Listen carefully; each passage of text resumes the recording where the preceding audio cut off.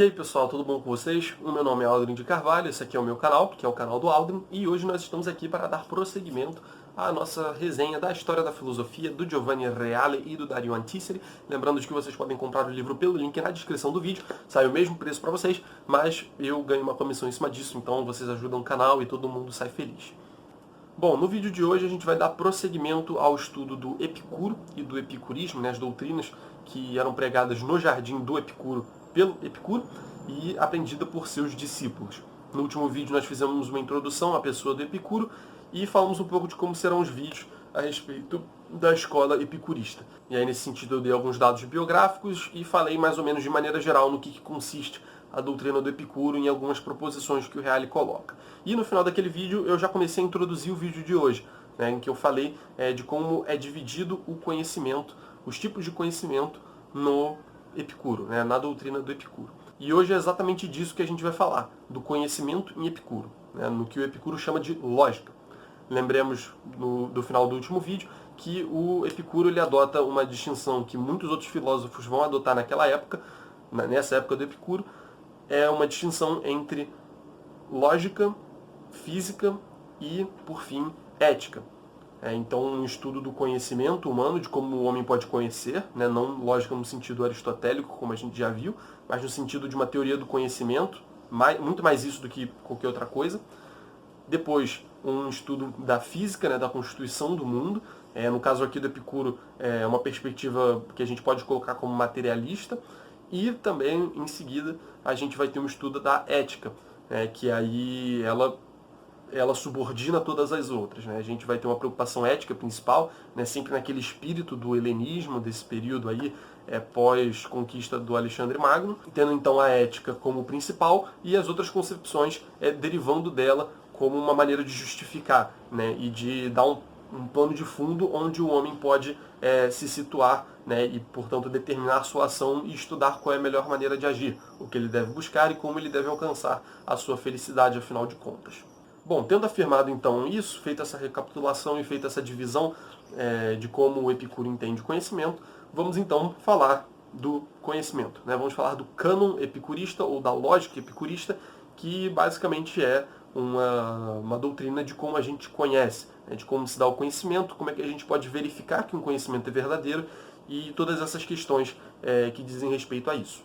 O Reale começa falando o seguinte: Platão afirmara que a sensação confunde a alma e desvia do ser. Né? A gente lembra muito bem que para o Platão o conhecimento propriamente dito se dá no conhecimento das formas suprassensíveis.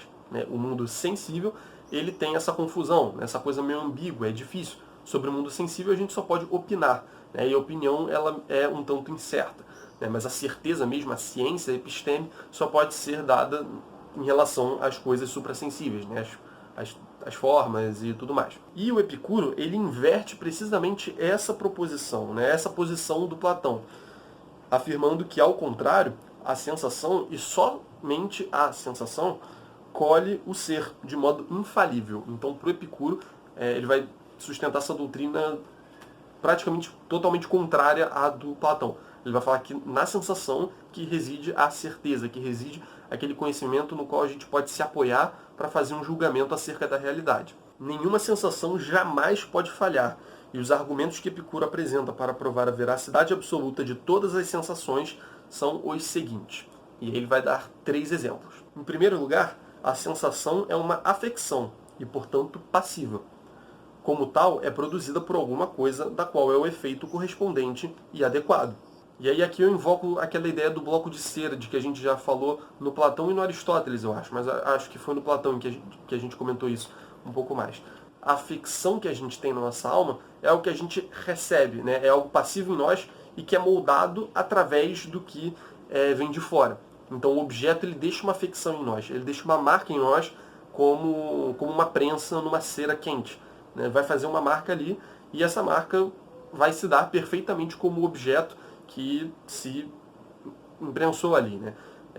Se eu estou com, sei lá, uma argila ainda molhada e eu dou um soco nela, vai ficar uma marca bem precisa da minha mão. Né? E essa é um pouco a ideia. Isso aí a gente vê lá no Aristóteles, a gente vê no Platão também, e aqui no Epicuro isso vai ser trazido como um argumento para que seja, para que a gente possa conferir uma certa objetividade, né, uma certa realidade muito maior à sensação. Né? Então, como tem um objeto que gera uma afecção sobre nós, que atua sobre nós, deixando sobre nós a marca dele, então a gente pode ter certeza de que essa marca é correspondente ao objeto que fez essa marca.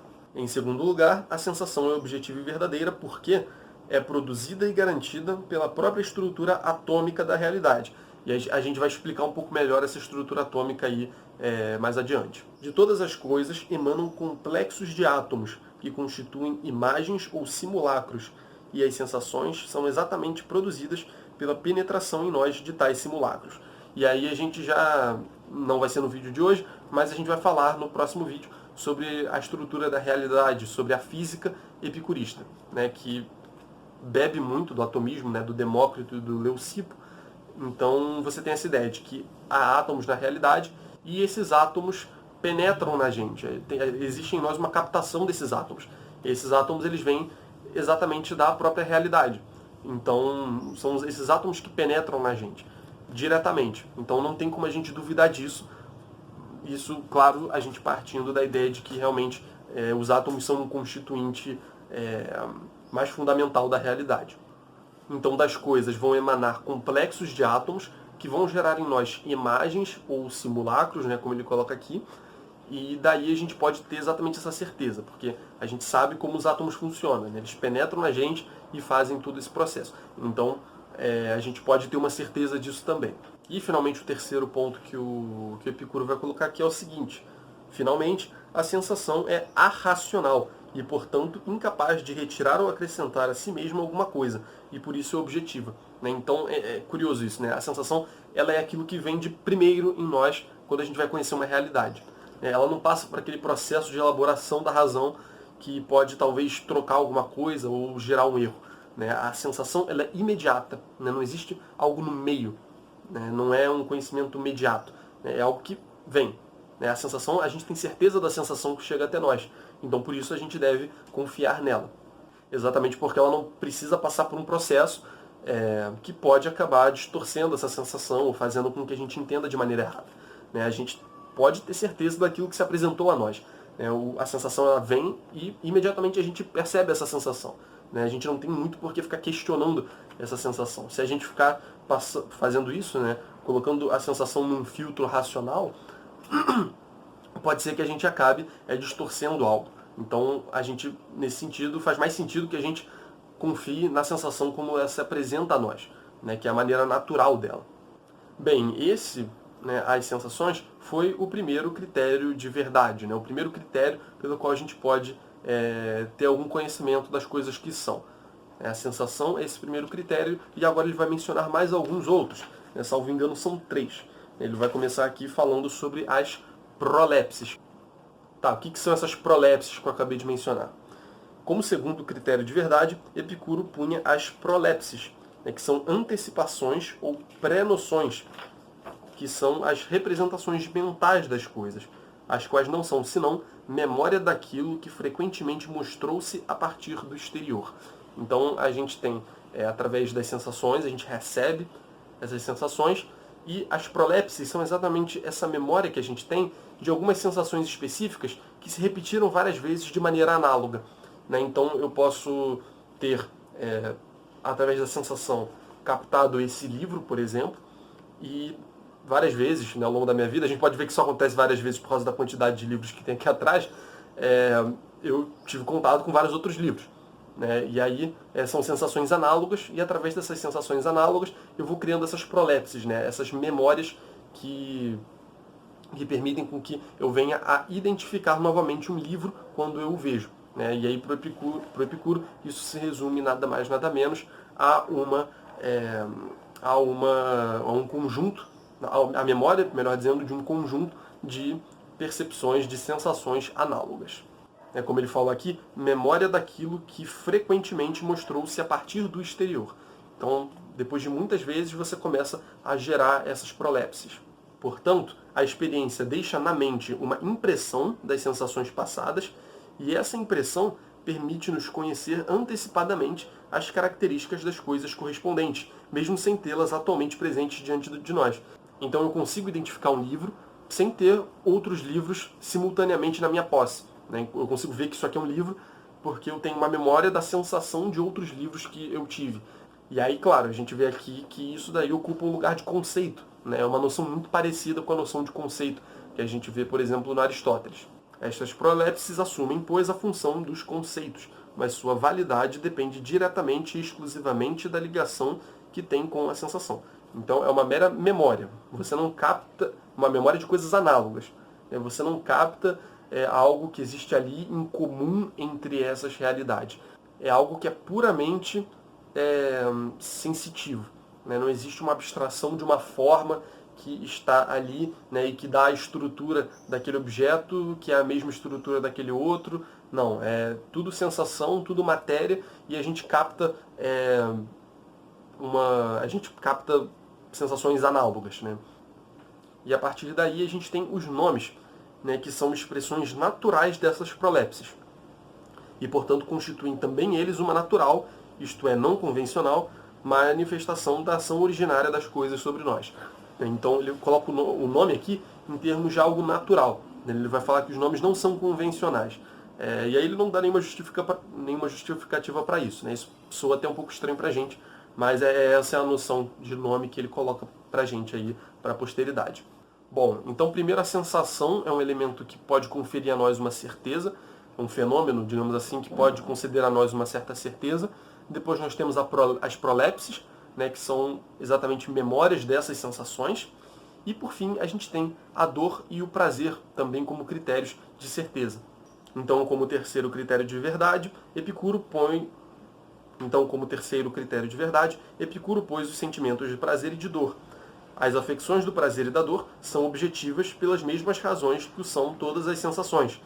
Podem ser consideradas com efeito como uma ressonância interior da sensação. Então, o prazer e a dor, eles vêm do mesmo lugar da sensação. Né? A experiência que a gente tem no tato, na visão, no paladar, isso aí também é uma fonte de dor. Né? Quando eu estou obtendo conhecimento aqui quando algo toca a minha pele.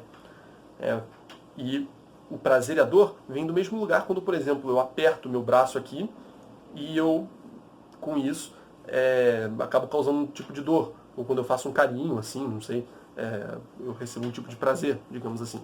Então a fonte é a mesma. Né? A fonte do prazer e da dor está exatamente nas sensações. Portanto, eles podem constituir um tipo de certeza também. Eles são ferramentas muito úteis e muito capacitadas para a gente encontrar a verdade.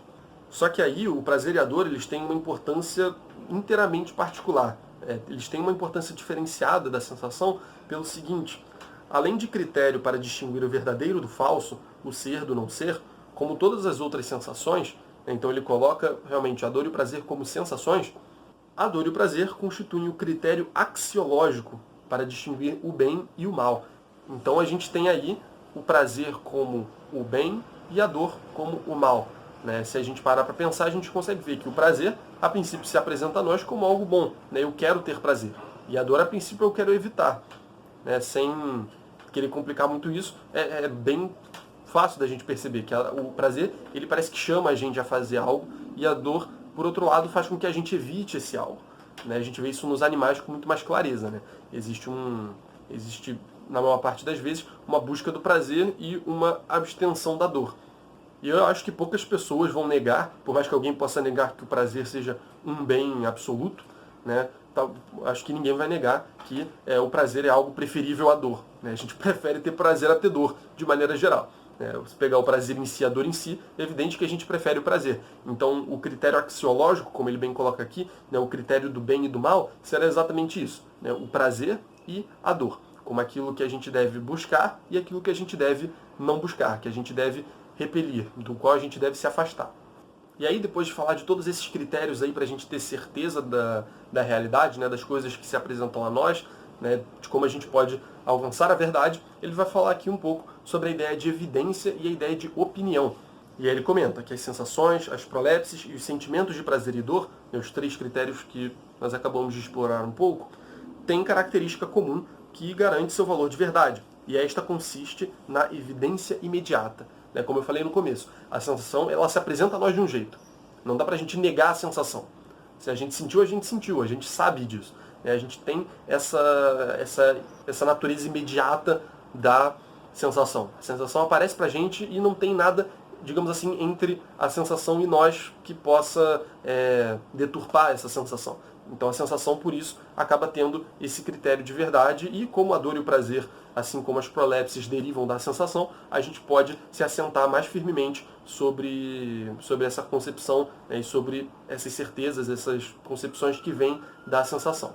Exatamente porque elas têm o que o Epicuro coloca aqui como uma evidência imediata. Evidente, em sentido estrito, é então só aquilo que é imediato, como as sensações, as antecipações e os sentimentos. Mas, uma vez que o raciocínio não pode parar no imediato, sendo operação de mediação, assim nasce a opinião e com ela a possibilidade de erro. Então, a possibilidade de erro só existe no raciocínio. Né? Não é que o raciocínio esteja absolutamente errado. Né? A gente vai ver isso aqui. Não é que a opinião esteja sempre errada, mas a opinião, ela abre essa margem. Olha, pode ser que saia desse raciocínio uma verdade e pode ser que saia desse raciocínio um erro. Mas da sensação a gente tem certeza. Agora, se a gente for usar o raciocínio sobre essa sensação, aí talvez a gente possa acabar falando algo certo ou algo errado. E aí o Reale vai falar alguns critérios aqui, então, para a gente poder ver se a opinião é verdadeira ou é falsa, segundo Epicuro. E aí sempre voltando, sempre se remetendo a essa realidade das sensações. São verdadeiras as opiniões que recebem testemunho comprobatório, isto é, confirmação por parte da experiência e da evidência. Então, as opiniões que são confirmadas pelos sentidos, né, pelas sensações, pela dor e pelo prazer, estas sim a gente pode dizer que são verdadeiras. E também as que não recebem testemunho contrário, ou seja, não recebem desmentido da experiência e da evidência. E aí, por sua vez, são falsas exatamente as contrárias, né? Ou seja, as que recebem testemunho contrário, então a gente através das sensações vê que isso não é verdade, e as que não recebem testemunho probante. Então, através das sensações que a gente não consegue definir se isso é verdade ou não. Bem, sobre a maneira segundo a qual o Epicuro entende o conhecimento, é basicamente isso. Só que o Reale coloca a gente pode colocar um tipo de crítica aqui no final, que eu acho muito interessante da gente mencionar. Que não é exatamente ele apontando que está errado, mas ele traçando um paralelo com o Protágoras. Né? Lembrando de que o Protágoras ele tem aquela coisa do relativismo, né? Na ideia de que o homem é a medida de todas as coisas. Então, exatamente, porque as coisas se apresentam de maneira diferente para cada um dos homens. E o que é uma consequência, né? É uma ideia que é bem contrária às ideias que o Epicuro está colocando aqui, né? Mas que partem do mesmo princípio, o que é muito curioso. Então, o Protágoras ele parte da sensação para dizer que existe um relativismo em relação à verdade, né, que as coisas se apresentam de maneira diferente, logo nós não podemos ter um conhecimento dessas coisas.